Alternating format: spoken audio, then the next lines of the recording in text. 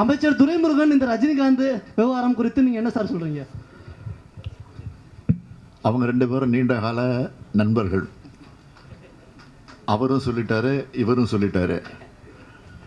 அதை நீங்கள் அவர் சொன்ன மாதிரி நகைச்சுவையாக எடுத்துக்கணுமே தவிர நீங்கள் கருதுகிற மாதிரி பகைச்சுவையாக எடுத்துக்கக்கூடாது.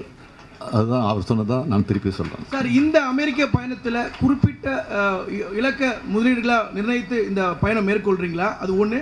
இன்னொன்று, 43 ஆண்டுகளுக்கு பிறகு முன்னாள் முதலமைச்சர் சிகாகோ மாநாட்டில் தமிழர்களை சந்தித்து பேசினார். 43 வருஷம் கழித்து நீங்களும் அங்கே தமிழர்களை சந்தித்து பேச இருக்கீங்க. அது எத்தகைய மகிழ்ச்சியை உங்களுக்கு தருது? போகிற காரியம் நிச்சயமாக வெற்றியடையும் நம்பிக்கை எனக்கு இருக்குது. முதலீட்டாளர்கள் பொறுத்தளவு போட்டி போட்டுக்கொண்டு என்னை சந்திக்கணும், தமிழ்நாட்டுக்கு நாங்கள் அதை செய்ய போகிறோம், இதை செய்ய போகிறோன்னு அவங்க டைம் கேட்டிருக்கிறாங்க. இப்போ நான் கொடுத்துருக்கிற நாட்களே போதாதுன்னு நான் கருதுகிறேன். அந்த அளவுக்கு போட்டி போட்டுக்கொண்டு ஆர்வத்தோட இந்தியாவிலே தமிழ்நாடு தான் இன்றைக்கி முதலிடத்தில் இருக்குது தொழில் முதலீட்டில். செய்திகளை உடனுக்குடன் தெரிந்து கொள்ள உடனே சப்ஸ்கிரைப் பண்ணுங்க.